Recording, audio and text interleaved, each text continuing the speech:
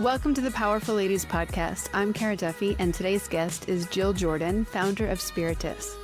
After her near-death experience, Jill has been committed to guiding others to what she calls conscious freedom, transforming and stepping into a life that gives up tolerating and chooses pleasure. We dive into what all of that means, how women have been conditioned to self-limit our power, the expanding definition of what pleasure is, and why learning to be in our bodies is the fastest way to being a magnet for everything we want. Discover how her experiences and practices can help you unlock power, joy, and authenticity. Welcome to the Powerful Ladies podcast. Hi, thank you. Glad to be here. I'm very excited to talk to you because we have in common two of my favorite women. You were recommended by Shayla Ploss. And you have also done retreats and workshops with the amazing Erin Kane. Yes. Both amazing women. Both amazing women and open and grounded and loving in like their own very unique ways as well. Agreed. So before we go any further, let's tell everyone, what's your name? Where are you in the world? And how would you describe what you're up to? Sure, yes, happy to. So I'm Jill Jordan.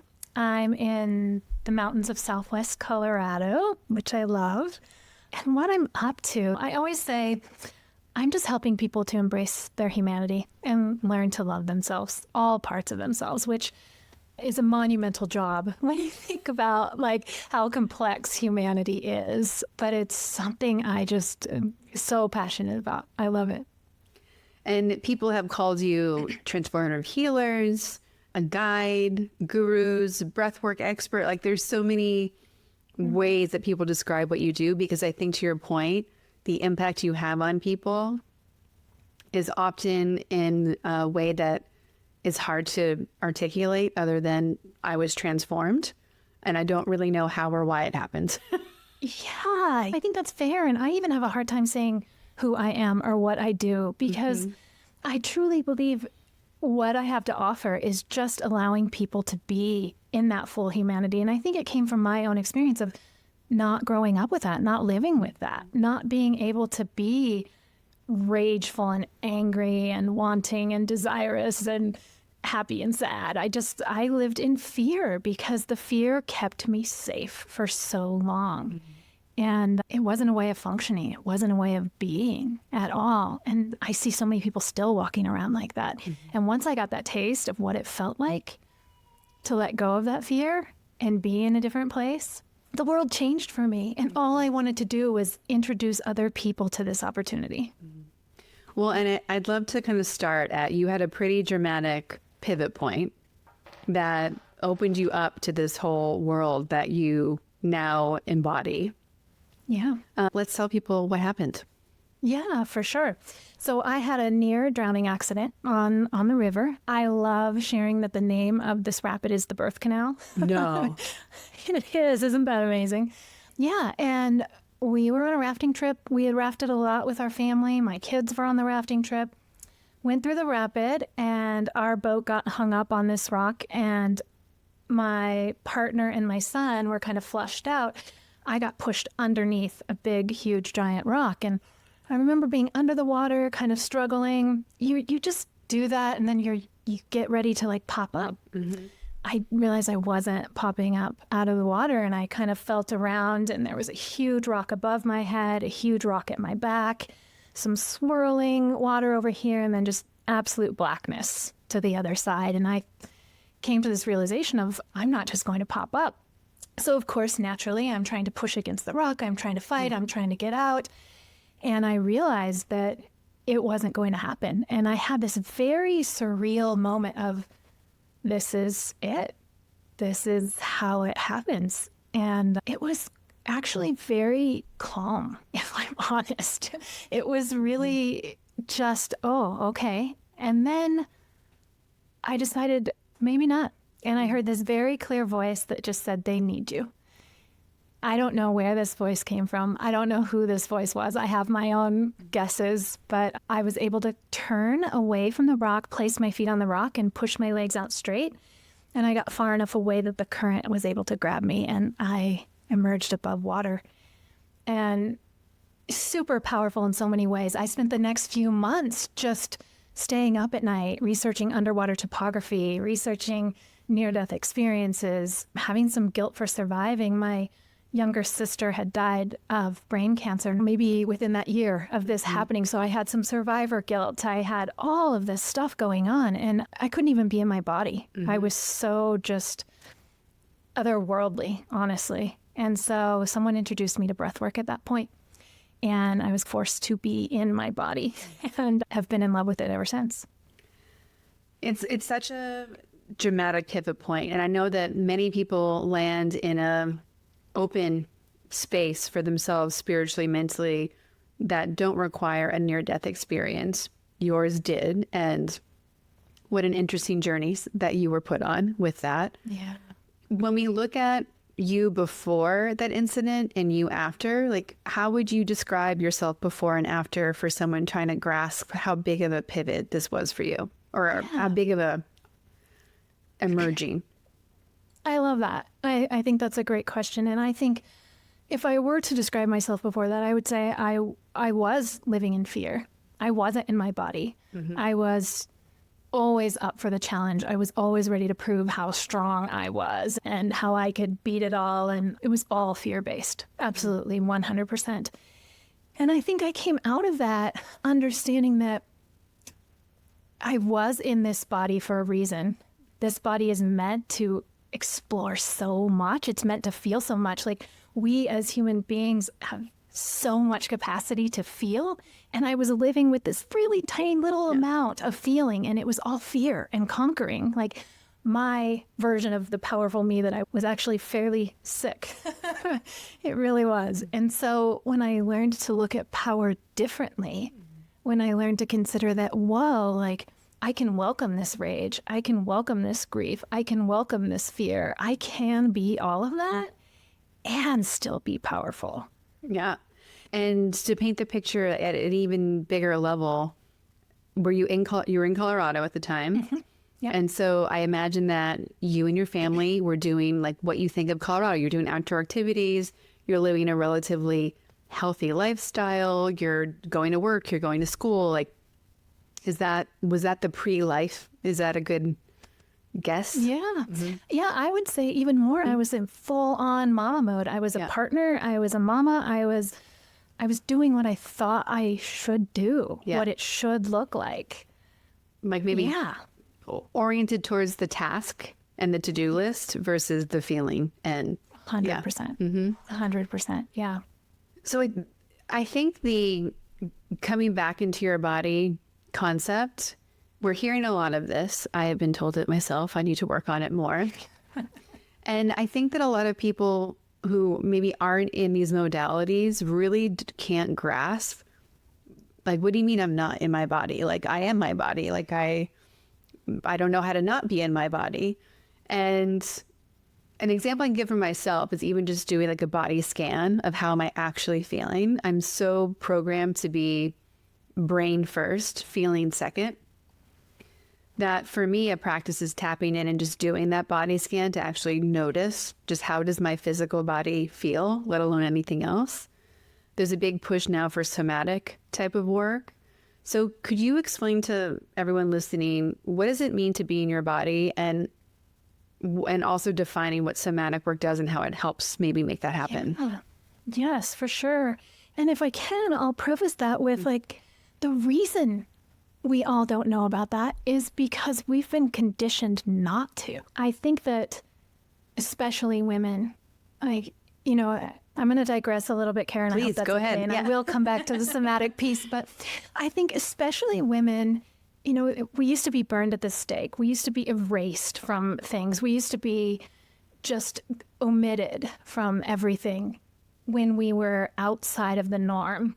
And while that was horrible, and I definitely don't condone that, what happened was they realized they didn't have to do that. They just had to teach women to hate themselves. And that was so much more powerful, because if a woman hated herself, she wouldn't stand in her power. She wouldn't feel her body. She wouldn't allow that.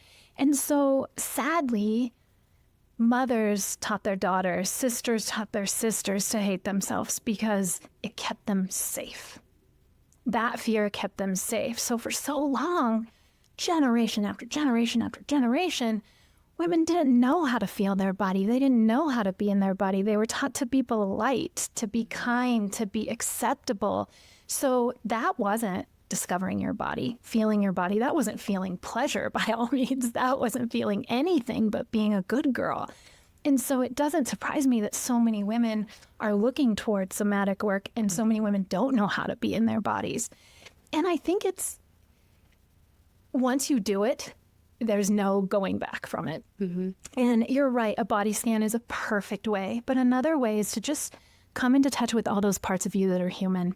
Not just those parts of you that look pretty and acceptable, but those parts of you that like sad cry and those parts of you that have that rage. What does it look like? And not even what does it look like, but hey, let's talk to that rage. Let's get curious. Where is that coming from? Where in your body do you feel that? What does it want to say? What color is it? Like, what do you want to do with that rage?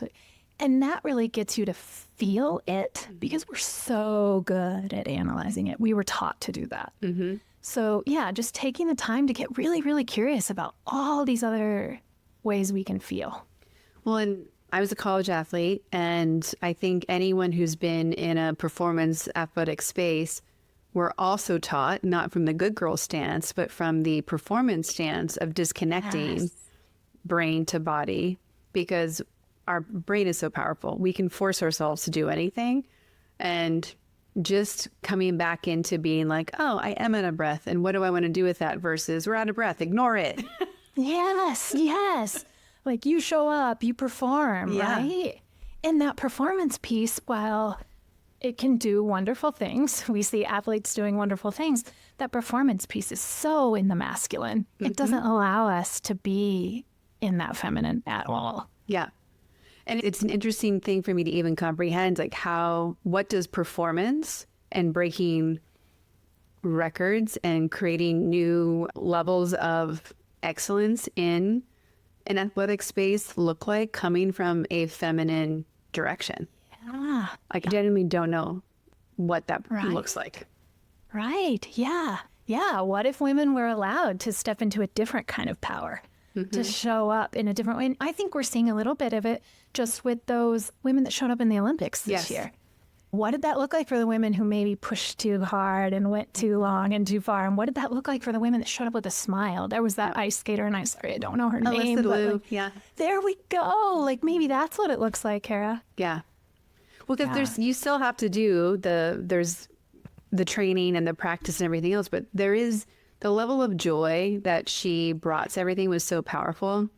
Yesterday over my breakfast, I was watching a highlight reel of just like such rewarding Olympic moments. The Dutch husband like running through when his wife won the gold medal, Alyssa Liu, people hugging. And I was crying over my oatmeal with like such gratitude for humanity and people like being in the good version of humans. Right. It was such a nice contrast. I think that's what it looks like. I do think that's what it looks like, because I think oftentimes when we are looking at performance or we're driven, I was just having this conversation with my son this morning, it gets so focused on the outcome. And I think it is so possible to be focused on the commitment while completely unattached to the outcome. Because who you become while you're committed is the final product. And I think that may be the way that performance looks in the feminine. This is going to seem like maybe a strange thing to put in here, but when you define performance that way, because again, so many athletes do not get to the pinnacle of that athletic endeavor. Yeah. Most are not going to be professional athletes. Most are not going to be Olympians. But there are so many studies that prove if you're part of a sport of some kind, it changes who you are in resourcefulness and leadership, etc. And that argument, how you just defined it to me, is such an argument for allowing trans kids to participate, because it's the commitment value that we need to express. It's not about the winning. It's not about the record keeping. So small tangent, but I was like, ding, we're going to put that in for... I love it. Totally committed, fully unattached. Mm-hmm. I think you could apply that to anywhere there is competition involved, whether it's your own goal or, anything you're striving for. you will be successful. It comes up all the time with clients in business. We can spend weeks, months attached to winning over a specific client, and it is such a waste of our time because there's been no exchange of equal commitment yet. And you can completely derail all the things that are in front of you, the things that you know to the paths to follow, because you're attached to making that one person say yes to you. Dating, like, it's all the same. Yeah. And if you're totally unattached to the outcome, then it doesn't feel like lost time, because whatever you learned in that commitment along the way, that it wasn't a good fit, that whatever you learned, it's a win. Well, and so interestingly, the last recording I did, a question I usually ask is like, what can we do for you? What's on your wish list, your to-do list? So we will ask you that at the end of this episode. But her response ties into what we're talking about now. She said, I've decided not to make checklists.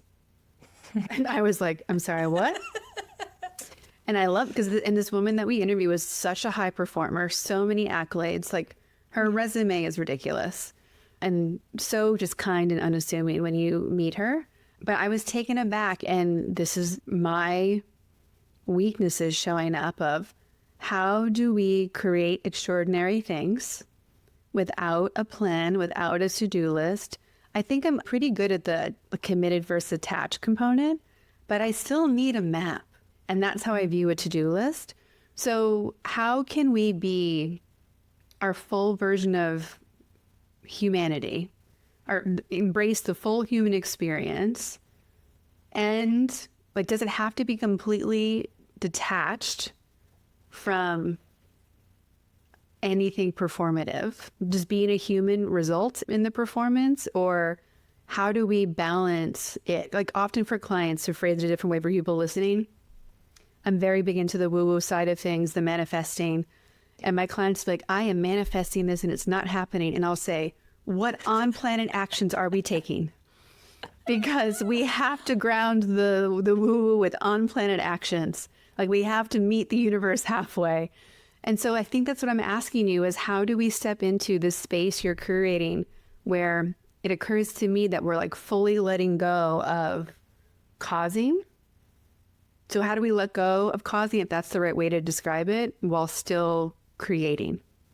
Yeah, I think it's a great question. And I think, all I can speak to is what works for me, how I wake up every day. And I wake up every day with two full commitments. The first commitment is I'm committed to pleasure.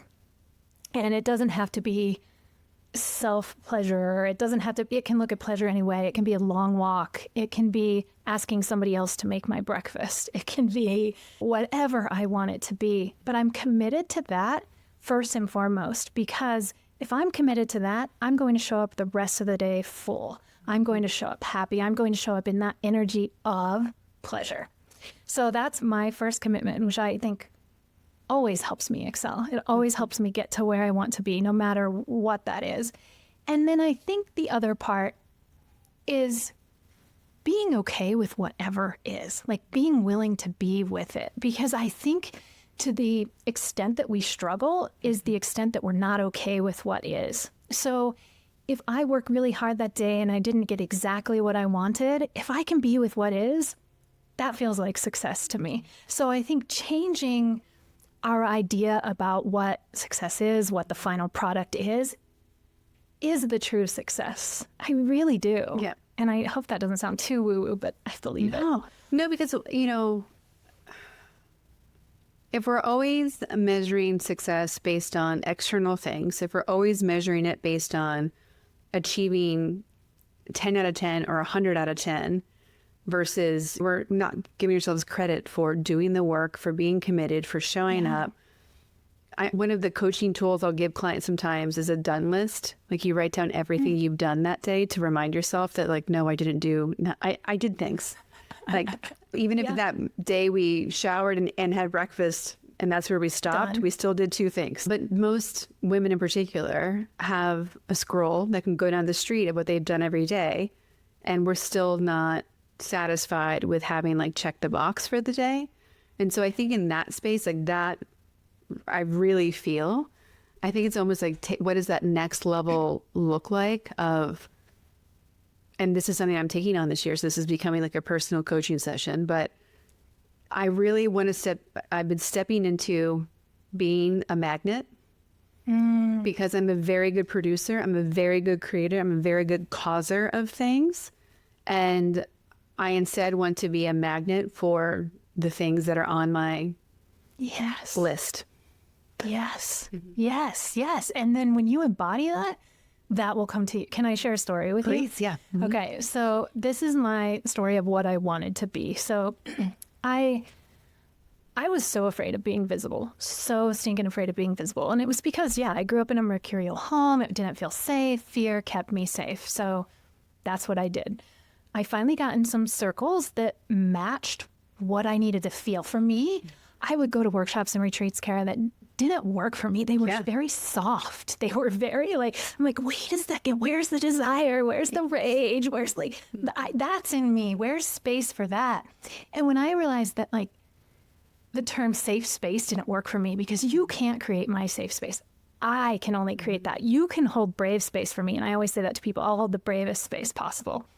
So when I got into a space that was able to hold me, all of me, and then I realized oh, that feels good. I like when all of me shows up. This feels really good. So then my wish was I just want to be seen. I want to be seen. I want to be seen for who I am, not who I'm trying to be, not who I want them to think I am, but who I am. And I kid you not, my family can attest to this story. It is, to me, it's a miracle, and I might get choked up because I do every time I share it. But I embrace that fully. Let me show up. Let people see me for who I am. I would be walking in the grocery store and people would be like, oh my gosh, you're beautiful. I love your outfit. I'm a woman in my 50s who's not dressing to impress. I'm not doing that thing. But I would get oh, you're just so beautiful. Everywhere I would go. I was walking down the street. I live in the middle of nowhere. A car pulls over. They're asking me a question. And they end the conversation with, wow, you are so beautiful. I was getting it daily, sometimes several times a day. So I went into my meditation, being really curious about that. What is going on? I didn't walk around in life being told I was beautiful. I didn't need that. And the message I got immediately was, you get to be a reflection of their beauty. Now that you're showing up. And so I tell that story. I do. I get choked up because it feels so true to me. When you show up, when you ask to be that way and you embody that, I want to embody who I am. The world saw my beauty for the first time in 50 years. So I think that's where that somatic embodying piece comes in. I don't need to try to be anything. Yeah. I don't need to try to fit in. I belong. And when I allow that sense to be in me as who I am, it just magnifies in the world. You become an absolute mirror of that and you attract that. I really get that because I believe to the deepest of my bones that every person is such a magical, incredible light, unicorn star, whatever we want to call everybody. And you just want people to take away the things that are preventing their light from shining out. Yeah. And it's so much easier to see the magic in somebody else than to often see it in ourselves. And I don't necessarily think that it's coming from an I don't like myself space. I think it's coming from I just haven't. I don't know. It's who I am. So why would it occur as unique or special to me? Yeah. Yeah. I don't even know. I'm not even familiar with it. I don't have a name for it because we weren't taught, right? Yeah. And we were set up with levels of what success looks like, what performance looks like, what beauty looks like. And we didn't put ourselves in that bucket. It's because we don't need to fit in that bucket. or even been asked the questions of, the questions we opt that I think people like yourself and others who have a meditation practice to ask. We've never been taught to ask ourselves, what do you think makes you special? What do you think your gift is? Guaranteed, if you ask a 3-year-old, they can tell you. Oh, 100%. The level that we don't believe ourselves as we get older is so heartbreaking. It is. It is. And I will tell you, there was a grief process for me when I did feel my belonging, because I felt so sad for the younger me that didn't get to experience this. It was a serious grief process around that. I know, I believe it. I also I think it's interesting. I think our audience has probably picked up on it too. When you talked about what your priority is for the day, you said the word pleasure. And I know that you teach some workshops and courses around this. Pleasure is such a loaded word for some people. And often I'm sure people listening were like, well, why didn't you say joy? Why didn't you say happiness? So can you explain why you intentionally chose the word pleasure? Yeah, thank you for picking up on that. It is very intentional.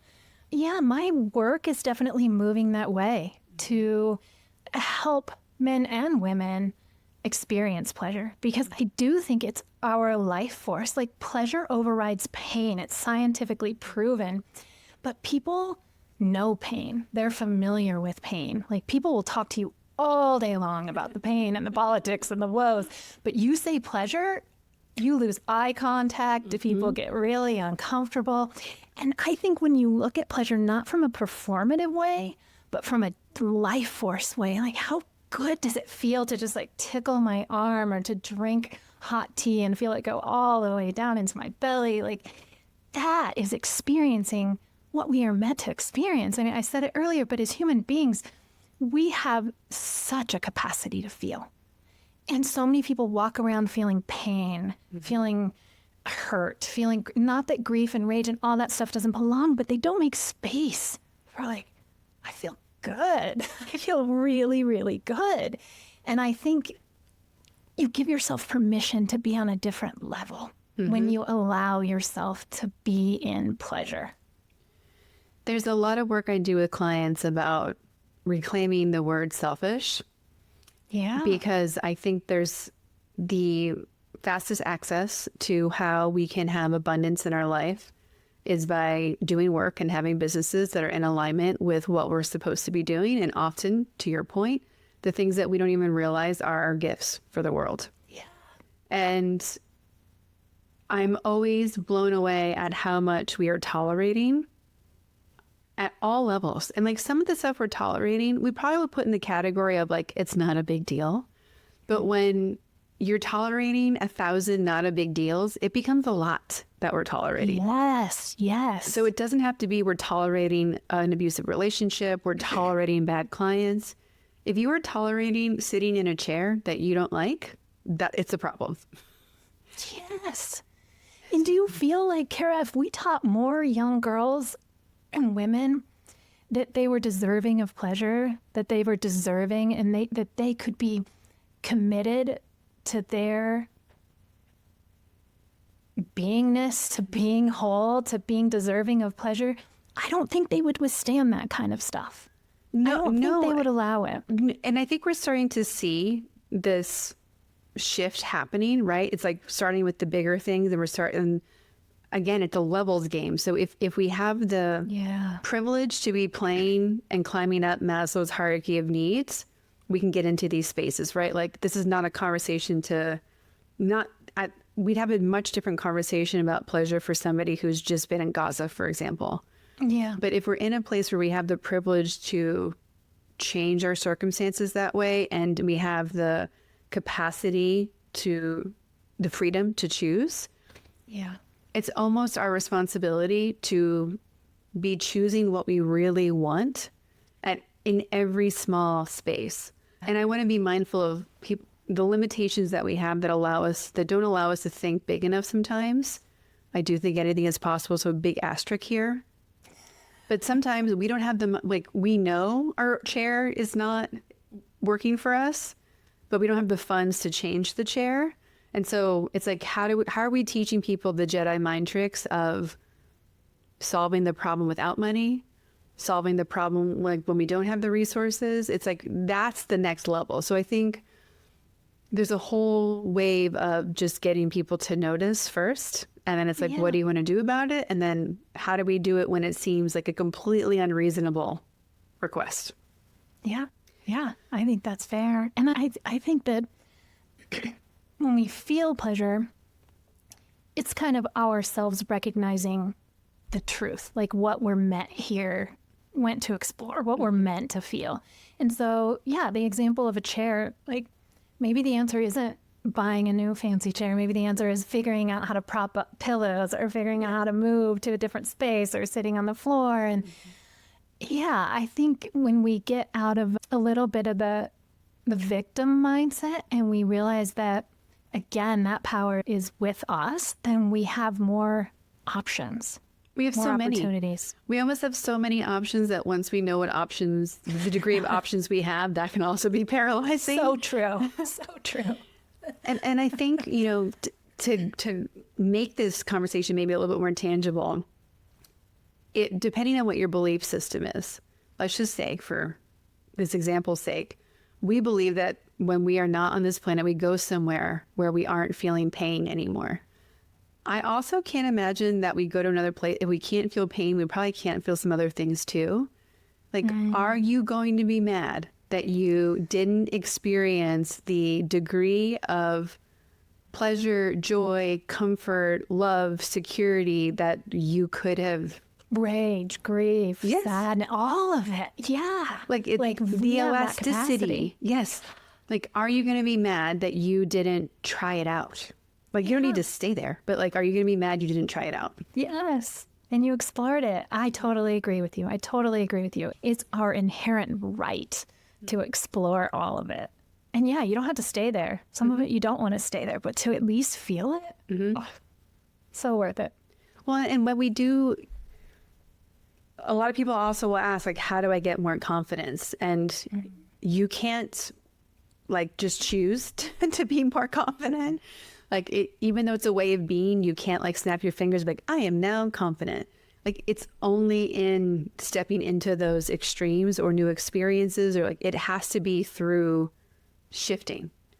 Yeah. And how do you know how powerful you are if you haven't tried? Like, it's very similar to the athlete example. How fast can you go? I don't know. Let's try. Yeah. Yeah. But we're not doing that on a regular basis with the list of things in the human experience. Yeah. So for somebody who is very much attached in the normal prescription of life in, let's say, Western world, yeah, how do you start creating a bridge into the expansiveness that you're guiding people to today? I'll start with a conversation of where they believe they're at. And then we deconstruct that to figure out where they've been lying to themselves. And it's always such an aha moment when they figure out, oh my gosh, that's right. I'm not limited. Like, I am the one who is giving myself that story. I am the one who has created that lie, because it always comes down to, as a sovereign being, you don't have limitations. So any limitations you have created for yourself. And we figure out where that limitation started. What story did you tell yourself long time ago? And we always have gratitude for that story too, because that story probably kept you safe for a long time.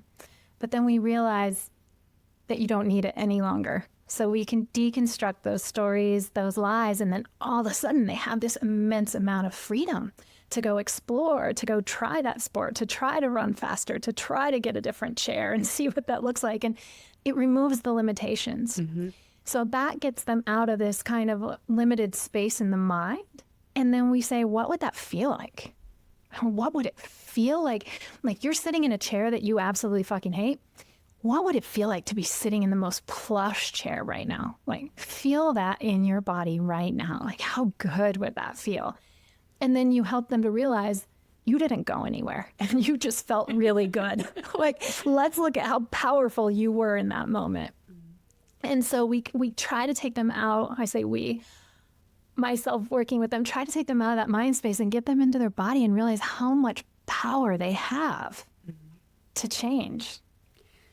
And part of what I love about having this podcast, besides meeting incredible guests, is kind of destroying what we think our options are. I was at a networking coffee and somebody was talking about working in the summer and how they wish they were in their pool. I'm like, you do know you can put your laptop on the edge of the pool and be in the pool and work. That's what I do, especially when I'm in Palm Springs. Like, yeah, we don't even like to get rid of the chair, just go in the pool.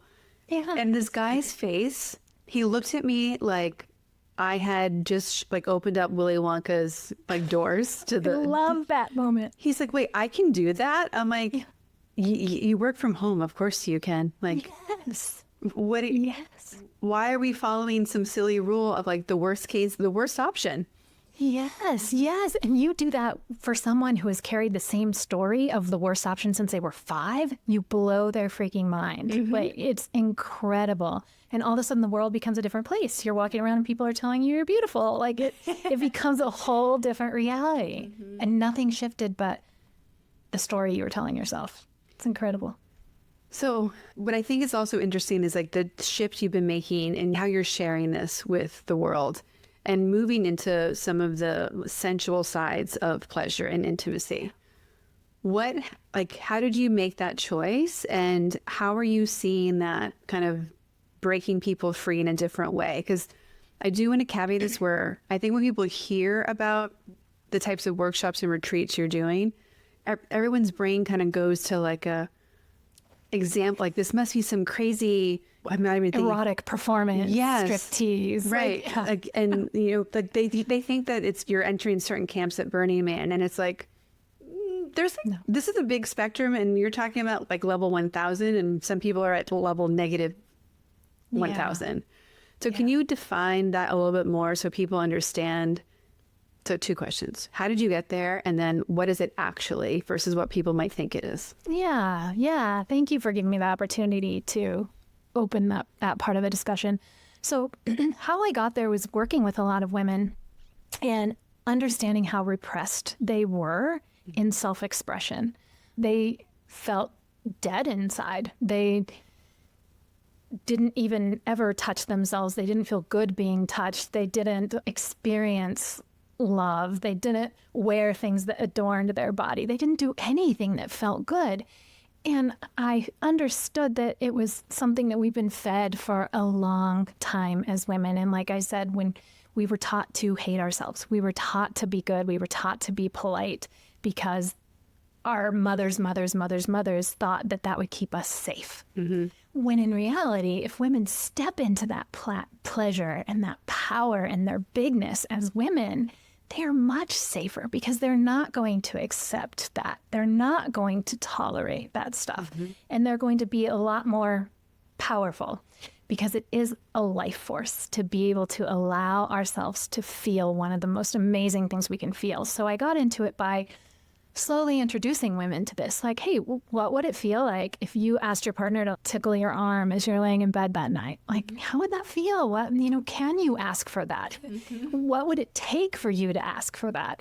And it started slowly like that. And then I started to realize, wow, when women step into this power, they are just on fire.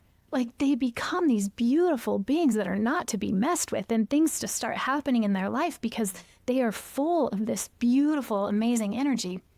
So it happened kind of in private sessions, and then I started holding more community stuff because, as you know, women in groups, it's like you can't hold anything back. They're so stinking powerful because healing happens in that connection. So I started holding retreats and workshops where women were able to be witnessed when they were allowing themselves to be seen, allowing themselves to be happy, again, allowing themselves to be enraged, allowing themselves to be sad. Like, what did it feel like to be utterly witnessed? And then what did it feel like to witness someone else when they were fully in their pleasure? And again, pleasure is just when your nervous system recognizes the truth that you are in this body that can feel it all. That's it. So it's not always sexual performance. Someone that was coming to my retreat this weekend, before she came, she's like, this isn't like group masturbation, right? And because there are some groups where that's what they're having people do. It's totally fine. Totally fine. And I mean, that is absolutely fine. I have zero judgment and actually really think it's great that women can do that. But yeah, there are so many levels of it, like you spoke to. And for me, where I'm at with it for women is, hey, come show up. See what it feels like to embrace that side of pleasure in your body, what it feels like to feel good, to look good, to adorn your body, to dance, to be witnessed. And it's amazing. It's amazing what happens in those spaces. And I think women have been denied that right for so long. Well, and I think when we take back that ownership, the safety comes in like we're not giving it away. Yeah. So Right. if we're chasing it, if we're lacking it, if we're giving it away, those are all weakness points. And so if we don't have those weakness points, and for lack of a better word, we're able to be whole in a different way.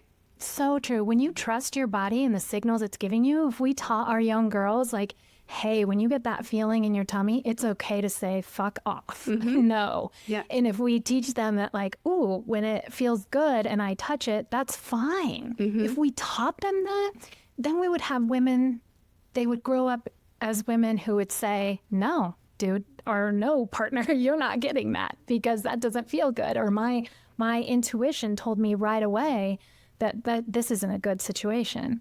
But we don't teach young girls that. We teach them to be good. Or we teach them to be boss babes, which honestly can be just as detrimental. Well, and I'm 44 when we're recording this, and I have grown up in an era where we were given space, and the mentors that we had were usually male, not female.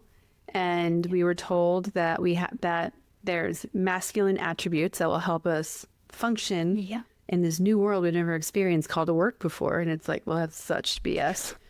And so there's this almost like swinging from masculine to feminine that I feel like a lot of my generation has been having to navigate. And there were like the origin of the boss babe concept had a good origin point, but it wasn't grounded in being selfish at all. It wasn't grounded in listening to ourselves. It was, you know, I don't know how we would have gotten to this point if we didn't have that push, but the push was still too masculine. The push was still too, to your not body connected. Right. And like, you know what? We almost had to do it because the masculine wasn't capable of holding safety. Like the masculine a long time ago forgot that holding safety could look different. They equated it with war, with fighting, with battle. So they weren't holding safety the way feminine needed it. So the feminine held it for themselves. So they stepped majorly. They swung into the masculine. But when they swung into the masculine, then all of those feminine pieces got pushed aside. All the pleasure, all the beauty, all the softness, all the acceptance, all the forgiveness, honestly. And where I'm at with that now, Kara, is I am learning so deeply on so many levels for so many generations, for so many of my ancestors to forgive the masculine. And it's not easy, especially the state of the world today. It is not easy. But I think where they had to go with the masculine, it was very destructive for them as well. And the more I can hold compassion and empathy and forgive them, I'm hoping it helps them to step into a better combination of their own masculine and feminine and forgive the own masculine in me, you know, for where I had to hold safety because, women have not felt safe for a very long time. And I would argue a lot of men haven't either. Like, no, agreed. The removal of all the feminine energy and attributes has been detrimental to both.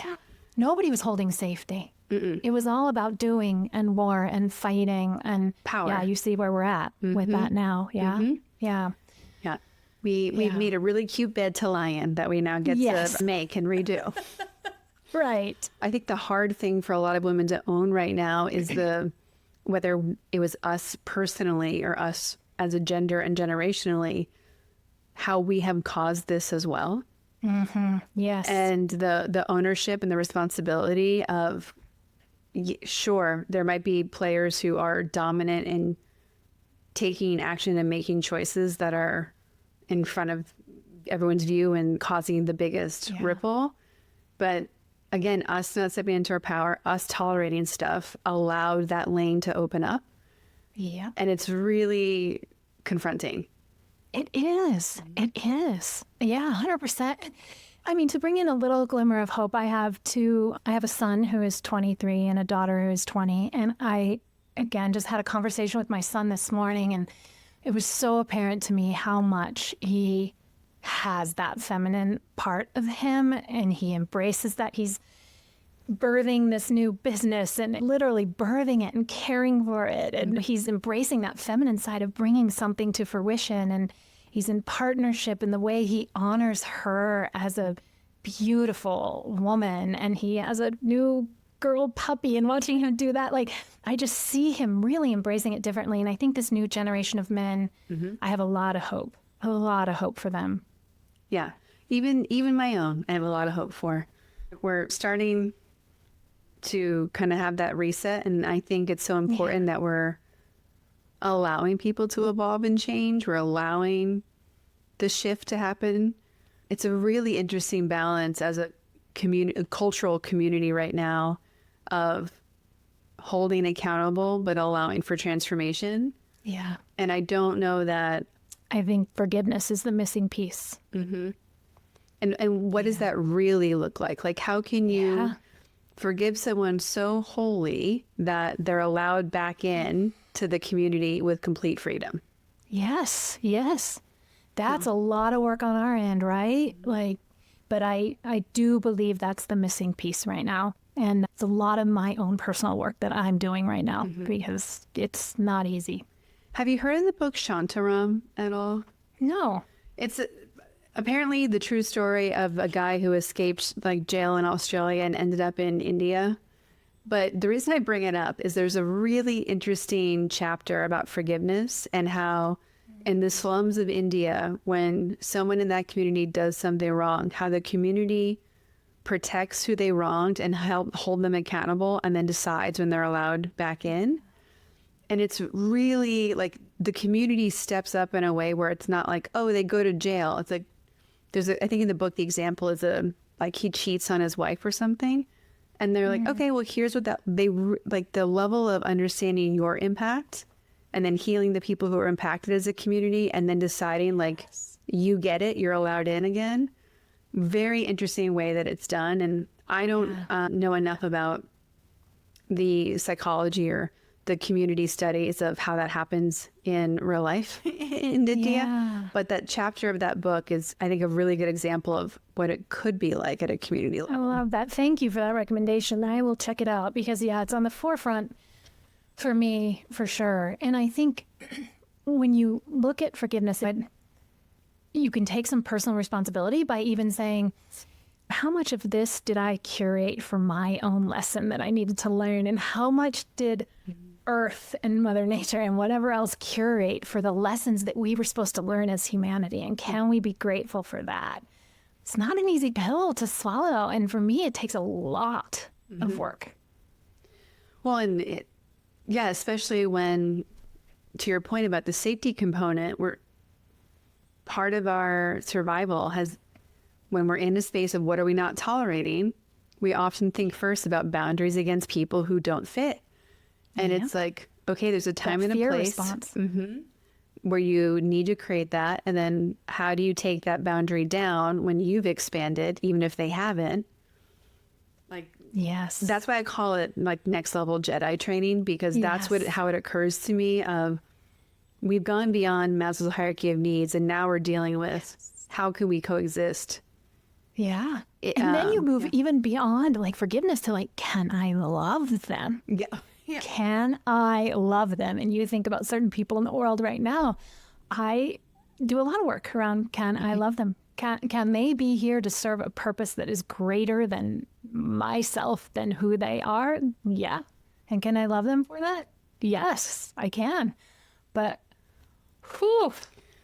Yeah, I mean, there are some people right now in their current form, I do not have the capacity for love. So can I love them if they transform in any way? I love when people surprise me positively. Right. There you go. What are some examples of how, besides being called beautiful, on a daily basis, how have you adjusted your lifestyle to have room for doing this work for yourself before you can give it to other people? Like, I always imagine when we make big lifestyle adjustments, there's a lot more that we're saying no to versus yes. So how are you creating space to have your own practices? How are you creating space to keep coming back to this? Like, I'm thinking about so many women who whether they're new mothers or single moms having multiple, there's so much that we're carrying that it can feel like, "Oh, Jill, I love what you're talking about. I want this. How do I find actual space in my day to start to allow it in?" Yeah. And I'll go back to, I'm committed to my pleasure first. Mm-hmm. And I don't mean, by first, I don't mean like first thing in the morning, but it is a non-negotiable. Mm-hmm. Because if I get that, it's like that old, you fill your cup, you can fill others. But if I get that taste of that pleasure in the day, then the rest of my day is filled, and it comes from that viewpoint of that. So yeah, I make space for that, and whatever I want it to look like that day, it is mine, and I do it. I also have a few other non-negotiables. I meditate daily. Mm-hmm. It's a commitment I have to myself and everybody that interacts with me. So those are important. I do a walk every day, rain, sun, snow, shine, mud. Right now we're dealing with like getting outside. And I think if I fill my cup in that way, then I can show up as the person I want to be. I can show up as that mirror, that I can show up as who I am, mm-hmm. not who I think I need to be, because for a lot of years, that's who I was. Mm-hmm. I would have done the walk because it was on my checklist, like you talked about. I would have done it because it was expected, and I would have been disappointed, or somebody else would have been disappointed. But I do it now because it's who I am. Mm-hmm.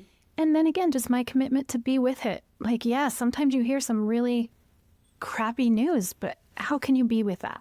Mm-hmm. So yeah, showing up the way I want the world to be. How do you define a powerful lady? Yeah, I love that. So when I think of powerful, I think about somebody who has like incredible energy, like something amazing about them. So I would say anybody who is willing to show up as who they are, anybody who's willing to create their own safety and be brave enough to show up authentically. Mm-hmm. Yeah. So I'm coming back to a little preview I gave you earlier. What do you want? What do you need? What's on your wish list, your manifest list? How can we help, big, small? I just hope women hear this and they're willing to even visit the idea of being able to be in their own pleasure. I'm having a retreat this weekend, which obviously this will come out before that, but I have a lot of other offerings. My next offering coming up will be an 8-week commitment. You can either do it as a woman or you can do it as a couple. I found that I really love when someone goes in with that commitment, because I show up for my people big time, and I want them to be just as committed to the work as I am. Mm-hmm. So it's an 8-week kind of embodied journey, either solo or with a partner. And there's a lot of really fun, juicy stuff we get into. You start pretty basic and end up in a beautiful spot. For people who want to start consuming things now, are there books you recommend, other people that inspire you? Like, where could people start on their own at home too? Yeah, for sure. I love Mary Magdalene Revealed. That's a wonderful, wonderful, wonderful book. I would say she's probably one of the most powerful women. That's a great one. There's also Layla Martin has some really great stuff. Mama Gina has some really great stuff. Yeah, I would probably start there. Okay, great. Well, thank you for the space that you are holding for yourself and for so many others. Thank you for being a yes to the powerful ladies and to me in this conversation today. It's such an act of generosity to take your time to do one of these podcasts and to share what you're sharing. And I know that you would probably scream it from the rooftops every chance you get. But it's a choice you make that you're not on a walk right now or somewhere else. So I really see that and appreciate that as well, too. Thank you. Thank you, Kara. Same to you. Yeah, thank you for the space that you give so many people to be here for women. For everybody that wants to hire you, connect with you, take one of your retreats, where can they find, follow, and support you? Oh, thank you. Yeah, they can go to spiritist.love. I think that's the Instagram. I think spiritist.love is also my website. So yeah, that'll get them there. Thank you so much for being a yes and sharing with us today. Of course. Thank you. Thanks for listening to the Powerful Ladies podcast. If you enjoyed this conversation, please subscribe, leave us a review, or share it with a friend. Head to thepowerfulladies.com where you can find all the links to connect with today's guest, show notes, discover episodes, enjoy bonus content, and more. We'll be back next week with a brand new episode and new amazing guest. Make sure you're following us on Instagram or Substack at Powerful Ladies to get the first preview of next week's episode. You can find me and all my socials at karaduffy.com. Until then, I hope you're taking on being powerful in your life. Go be awesome and up to something you love.